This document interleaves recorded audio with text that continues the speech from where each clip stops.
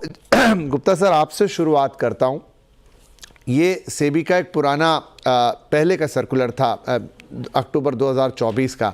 उस पर एक तरीके से आज सफाई आई है, लेकिन इस सफाई में उन्होंने ऐसा क्या कहा है, क्या बताया है, और इन्फ्लुएंसर्स को ये किस तरीके से सीमित कर देगा? आप अच्छा, पहले सब धन्यवाद and good evening to everybody. पहले मैं क्लेरिफाई कर दूं कि मैं मेंबर नहीं था सेबी में, मैं एग्जीक्यूटिव डायरेक्टर था, तो मेंबर नहीं क्षमा था। चाहेंगे सर। ओके, जी जी। क्षमा की कोई जरूरत नहीं, लेकिन मेरा ड्यूटी है कि मैं सही बात करूं। जी जी जी। कि ऐसा है, आप इस मार्केट में न्यूज में बहुत सालों से हैं, और आपको ये मालूम है कि जब भी कोई नया नियम कानून बनता है, वो ऐसा नहीं बनता है कि सबको हर तरह से बांध करके।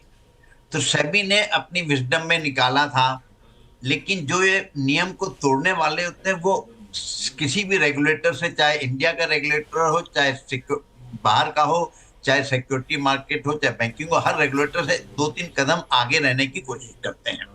तो सेबी ने सोचा कि उससे काम चल जाएगा, लेकिन फिर देखा कि नहीं चल रहा है। तो यहाँ पे जो मैं सबसे पहले सबसे महत्वपूर्ण सवाल उन्होंने ये बोला है कि भाई, आपको अगर एजुकेशन देनी है तो एजुकेशन हिस्टोरिकल प्राइस पे दीजिए, करंट प्राइस पे मत दीजिए। एक इस पर्टिकुलर चीज से जो खरीदने बेचने वाला धंधा था, वो बंद हो जाएगा। क्योंकि आज अगर आप किसी इन्वेस्टर को 3 महीने वाले पुराने प्राइस पे कुछ बात समझाएंगे, तो उसको ये बोलेगा ठीक है यार, 3 महीने वाला प्राइस जो था, बट आज की रेट पे उस प्राइस के मैं ना खरीद सकता हूँ ना बेच सकता हूँ।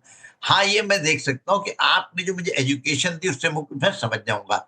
तो जो सबसे पहला सबसे महत्वपूर्ण चीज है, वो जो ये बोली कि ये टाइम पीरियड जो है करंट नहीं हो, पुराना हो। दूसरा, उन्होंने बोला कि अगर कोई, जितने भी म्यूचुअल फंड या ब्रोकर हैं, सब कुछ वो किसी की सर्विसेज ले रहे हैं इस तरह के बारे में, तो वो जो भी उस तरह के दो काम कर रहा है कि बाई सेल की सलाह दे रहा है, या कुछ बोल रहा है प्रॉफिट होगा या गारंटीड प्रॉफिट होगा, कि मैं गारंटी करता हूं कि जो आज ये शेयर खरीदेगा 25% प्रॉफिट कमाएगा, ये इसी तरह की बात, या मैं 25% प्रॉफिट कमाऊंगा, इस तरह की जो धारणा बंद जो क्लेम्स हैं जो लोग बोलते हैं, तो उस पर नकेल करी है। तो मेरा ये कहना है कि अभी जो पहले जो सर्कुलर आया था, और इस सर्कुलर में इफेक्टिविटी बहुत ज्यादा हो जाएगी। इसमें जो मेरा अपना अनुमान है कि बहुत सारे जो फिन्फ्लुएंसर हैं, जो under guide of investor education तरह तरह की एडवाइस दे रहे थे, बाई सेल की या पोर्टफोलियो एडवाइस दे रहे थे, या बोल रहे थे इतने गारंटी प्रॉफिट हो जाएगा, वो बहुत हद तक वो बिजनेस बंद हो जाएगा। जी ठीक है। प्रकाश जी भी हमारे साथ जुड़े हैं। प्रकाश जी, जैन सर ने, गुप्ता सर ने हमें बिल्कुल साफ तरीके से समझा दिया दो बड़े पॉइंट, एक तो हिस्टोरिक प्राइस वाली चीज़, और दूसरा ये जो बहुत सारे लोग इन्फ्लुएंसर के नाम पे या फिर इन्फ्लुएंसर के नाम पर या फिर एजुकेटर के नाम पर बाय सेल कॉल्स देते हैं, अब वो धंधा रुकेगा क्या? इसमें अभी भी कुछ आप कहते हैं कि मैं कैसे कहूँ उस चीज़ को कि कुछ लूप होल्स बच जाएंगे जहां से दूसरे रास्ते निकल आएंगे, या सेबी के इस क्लैरिफिकेशन के बाद अब वो सारे पॉइंट सील हो गए हैं? विपिन भाई, देखिए, सबसे बड़ा मुद्दा जैसे गुप्ता ने कहा कि ये है कि कोई भी मार्केट में अगर आप देखेंगे तो इन्फ्लुएंसर्स का मार्केट हो या बाकी प्लेयर्स का मार्केट हो, अक्सर हमने देखा है कि वो 2 कदम रेगुलेशन से आगे चलते हैं। और उसका कारण है कि उसमें रेगुलेशन में कोई ना कोई खामी, कहीं ना कहीं कुछ इंटरप्रिटेशन वाला कोई लूपहोल दिखता है, तो उसको गैर इस्तेमाल करके वो अपना काम जारी रखते हैं। सेबी का ये, इसके पीछे ऑब्जेक्टिव ये है कि जो इन्वेस्टर वर्ग है उसको सावचेत करने का, उसको बचाने का, उसको कोई मिसयूज ना हो, उनके प्रेशियस सेविंग्स को आप गलत जगह से ना लगने दें, उस मंजिल को हासिल करने के हिसाब से किया है। तो पहली चीज तो यह है कि मैं मानता हूं कि इन्वेस्टर गण को ध्यान देना चाहिए, समझना चाहिए कि वो डिफरेंशिएट कर सके कि ये जेन्युइनली कोई एजुकेटर है या एजुकेटर की एजुकेशन की आड़ में कोई ट्रेडिंग करवाने के लिए आपको प्रोत्साहित कर रहा है। पहले तो ये समझना जरूरी हो जाएगा। दूसरा ये होता है कि रेगुलेटेड जो एंटिटीज हैं, जो जैसे आरआईए हो गए, regulated investment adviser, registered investment adviser या रिसर्च एनालिस्ट है, वो तो अपना काम अच्छी तरह से कर ही रहे हैं। लेकिन ये जो अनरजिस्टर्ड कैटेगरी थी, जो फाइनेंशियल मार्केट में बहुत सारे इन्फ्लुएंसर सोशल मीडिया पे इतने सारे उभर रहे थे, वो बिना कोई एक्सपीरियंस के, नॉलेज के, कभी कभी लोगों को गुमराह करके अपनी सी फीस कमाने के मकसद से लुभावना वो दे के उसमें एजुकेशन की आड़ में इस टाइप के प्रोग्राम ऑफर करते रहते थे। ट्रेडिंग हो रही है, जैसे ट्रेडिंग में बोलते थे एजुकेटिव है, लेकिन लाइव ट्रेडिंग हो रही है। अब लाइव ट्रेडिंग का मतलब तो ये है कि आप एक्चुअली पैसे लगाएं और कमाएं या गंवाएं, वो जो चीजें वो वहीं हो जानी है। तो ये सब चीज पे लगाम लगना जरूरी था, क्योंकि रेगुलेशन का मकसद ये होता है कि आप मार्केट को हेल्दी बनाएं, आप मार्केट को सेफ बनाएं, आप मार्केट को फेयर बनाएं।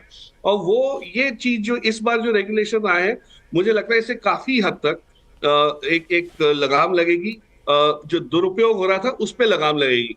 जो एजुकेटर है उनको तो कोई फर्क पड़ना नहीं है, क्योंकि वो तो सिर्फ केस स्टडीज होते हैं। हम भी बचपन से सीखते आए हैं जो वो केस स्टडी से सीखे। तो केस स्टडी तो हिस्टोरिक होती है, तो लाइव रेट्स लेने का तो कोई जरूरत ही नहीं महसूस हुई।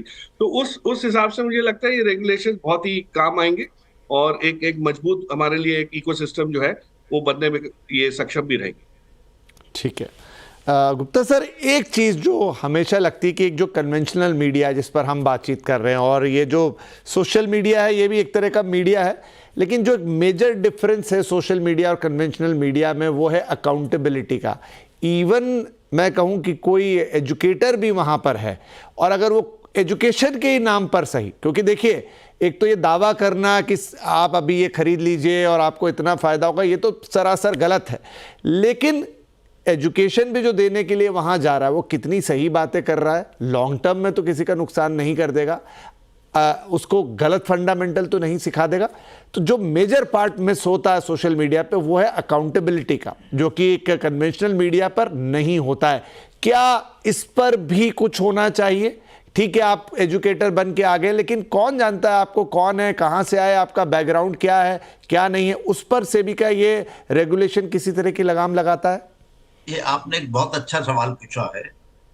आपके सवाल का आंसर सिर्फ ये है कि इसका पॉसिबिलिटी तभी है जब सारे एजुकेटर्स की जितने भी मीडिया में प्रेजेंट है, वीडियो है, सबका है, उसकी बैक टेस्टिंग करी जाए, और बैक टेस्टिंग के बाद पता जाए कि वो मेलाफाइडे था कि वो गलती से था।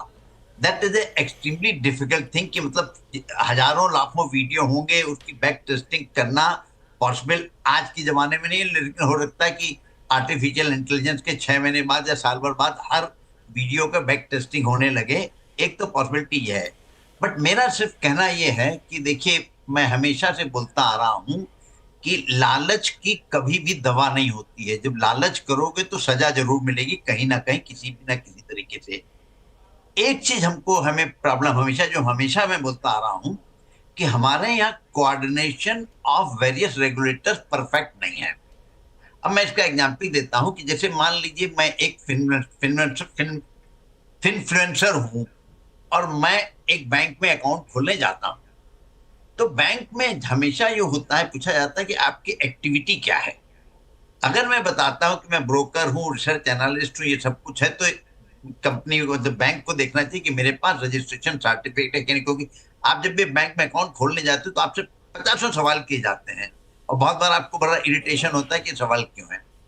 अब अगर मैं खोल रहा हूं, मैं बोल रहा हूं मैं बैंक में, मैं किसी भी तरह से सेबी में रजिस्टर्ड ना रजिस्टर्ड एडवाइजर ये हूं, मैं फिनफ्लुएंसर हूं, तब अपने को देखना चाहिए कि फिनफ्लुएंसर की फीस कहां से आ रही है।